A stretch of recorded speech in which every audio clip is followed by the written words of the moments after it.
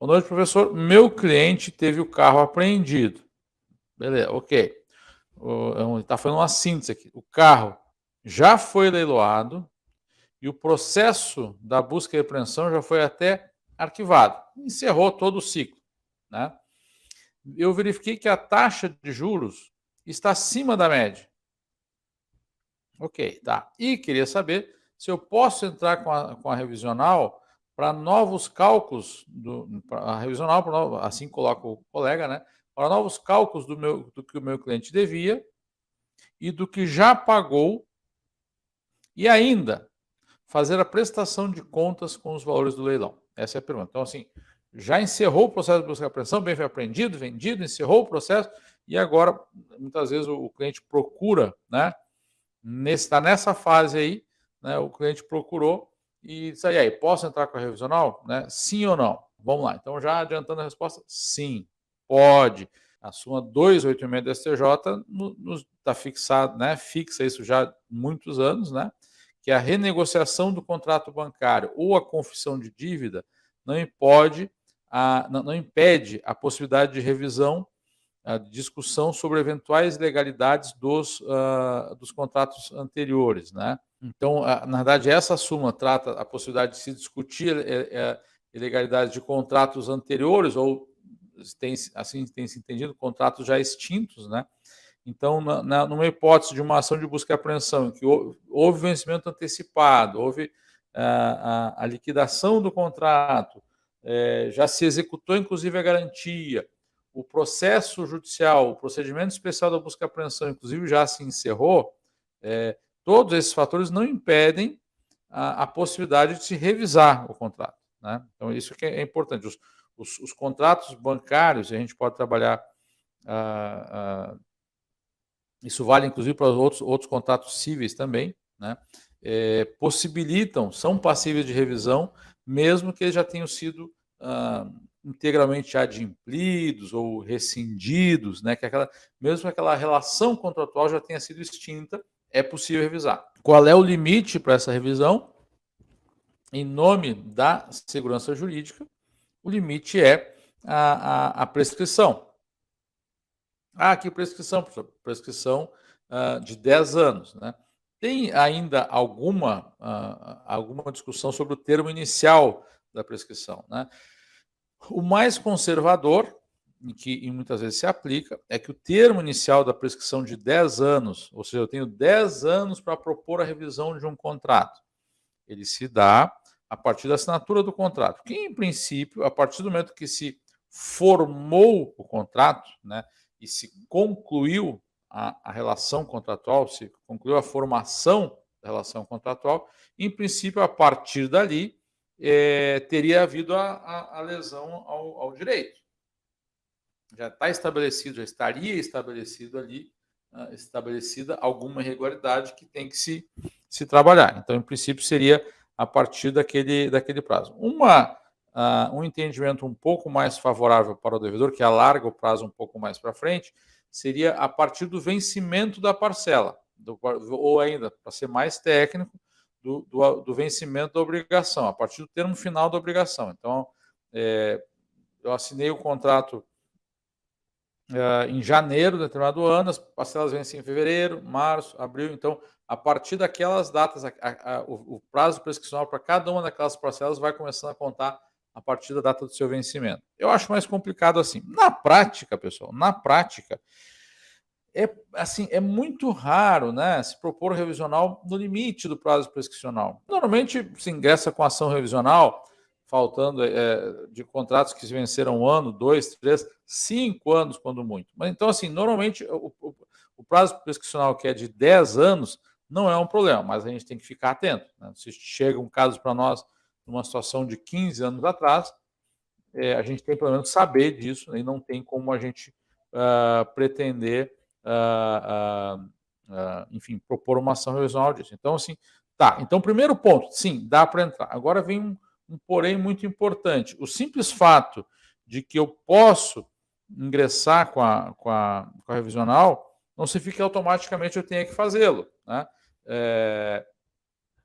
E aqui na resposta que eu dei para o colega, Eu tinha colocado lá. Sim, é possível propor ação revisional, apenas observado o prazo prescricional de 10 anos, contado da assinatura do contrato, na versão mais conservadora. Mas, e agora vem um ponto importante, ó. A gente propor uma ação revisional de um contrato que já seja ele de financiamento de automóvel, como é o do exemplo aqui, né, que daí seja buscar apreensão, seja de qualquer outro financiamento, a gente propor a revisão de contrato já quitado, a gente tem que fazer isso com muita segurança. A gente tem que fazer, porque assim, a gente basicamente conta apenas com a estratégia processual para lidar com aquele caso, né? Porque, vejam, o banco não tem interesse nenhum, não tem incentivo, estímulo nenhum para fazer qualquer espécie de acordo, de composição, de devolver dinheiro. O banco teria que devolver dinheiro. Certifique-se que a taxa de juros está em percentual acima da média, num patamar acima da média, que venha sendo acolhido pelo tribunal do seu estado. Caso contrário, a chance de sucesso diminui muito, né? Então, assim, a gente tem, né, quase um consenso, né, de que aquelas taxas de juros que estão 50% acima da média já configuram abusividade. Bom, se for o caso, tá, que a taxa do contrato esteja mais de 50% acima da média, vale a pena pensar na revisional, tá? Fora isso, é loteria, tá? Então, assim, para a gente propor uma ação revisional de um contrato, em princípio, liquidado já, a gente tem que ter muita convicção. Quando é que vale a pena? Quando realmente a gente identifica que a taxa que foi trabalhada no contrato está muito acima da média, né? Ah, mas professor, e as tarifas e a venda casada? Também dá, mas faça a conta. Quanto é que vai ser? 2, 3, 5 mil reais? Talvez vai valer a pena, mas talvez não vá fazer todo o movimento só por causa dessa. Não quer dizer que elas não são importantes, essas outras verbas, mas talvez não valha ingressar com a ação judicial só por causa disso, tá? Então, esse é um ponto que a gente tem que ter muito cuidado. Qualquer contrato quitado só vale a pena, tá? Porque senão a chance de insucesso é muito grande. E aí, o colega também perguntou na parte final, e fazer a prestação de contas. Pois é, olha só, lá no Decreto-Lei 911, já no artigo 2º, esse é o Decreto-Lei 911, né? Para quem eventualmente não sabe, é o que regula o procedimento especial da busca e apreensão de bens móveis, né? E aí está lá, no caso de inadimplemento ou mora nas obrigações contratuais garantidas mediante alienação fiduciária, né? O proprietário fiduciário, que é o banco, né, o credor, poderá vender a coisa a terceiros, então fazendo, né, mediante a apreensão da física da coisa, poderá vender a terceiro, independente de leilão, asta pública, avaliação prévia ou qualquer outra medida judicial ou extrajudicial, salvo disposição expressa. Para fazer a venda não precisa de uma medida judicial específica. O que precisa de medida judicial é para apreender a coisa. Então, o credor pode vender, no caso de inadimplemento, devendo apurar o preço da venda no pagamento do crédito, das despesas. Que despesas, professor? Tudo que é despesa. Custa judicial, custa de apreensão, o que tiver de custos que ele demonstrar, né? Então, assim, deve aplicar o preço da venda no pagamento do seu crédito e das despesas e entregar ao valor o saldo apurado, se houver, né, com a devida prestação de contas. Se eventualmente ele devolver dinheiro, é raro, né? Normalmente o que acontece é o contrário, ou seja, vendeu o bem, aí o preço da venda, mais as demais custas, etc., não sobra nada, né? Pode ter despesa de guincho, né? Pode ter uma série de outras coisas aqui. Não sobra nada e fica faltando, né? O carro é vendido por 50, o débito total, a soma do débito total com as despesas dá 80, fica faltando, abate 50 e foi faltando o saldo remanescente de 30 mil. Bom, mas o importante é que tem aqui a obrigação de prestar contas, né? Então, na grande maioria das vezes, acaba não se prestando as contas, né? O credor não presta contas, sei lá, ou porque talvez tenha sobrado um pouquinho mesmo, ou ficou um saldo remanescente que ele, né, talvez não vá atrás, mas o fato é que, e isso está lá no Código Civil também, não vou abrir aqui para a gente não se demorar muito com isso, mas também tem a previsão da prestação de contas lá no Código Civil, nos dispositivos que tratam da alienação fiduciária enquanto gênero, né?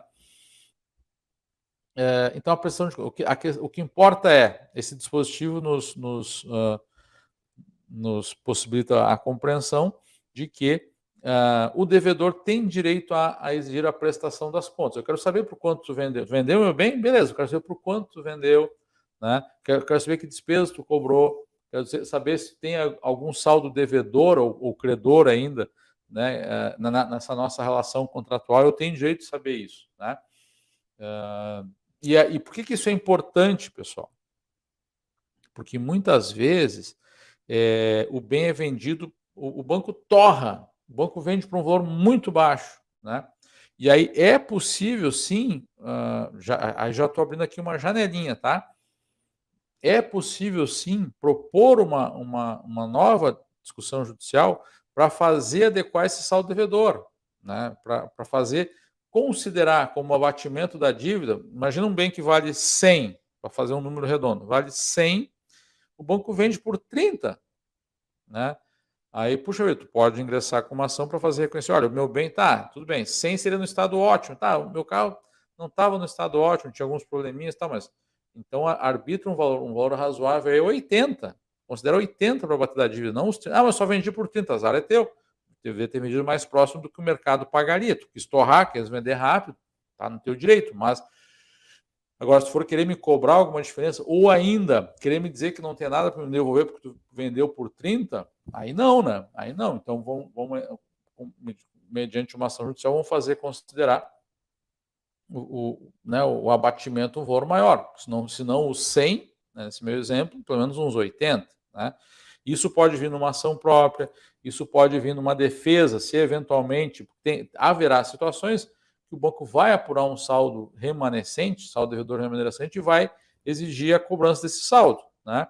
Esse saldo o banco normalmente cobra através de ação monitória, porque aí, como houve a venda do bem e há a possibilidade justamente de discutir se esse valor está correto ou não, esse crédito perde a sua força executiva e aí o banco tem a possibilidade de exigir esse saldo remanescente através de uma ação monitória. Mas o que importa né, voltando lá na pergunta lá do colega, fazer a prestação de contas. Sim, pode, né? Então, assim, a gente pode pedir. O que eu sugiro que se faça, né, nesse caso? Tá, primeiro verifica a questão da revisional se vai ter fundamento ou não. Segundo, essa prestação de contas faz um pedido primeiro extrajudicial. Nesse caso, se o processo já está encerrado, propõe,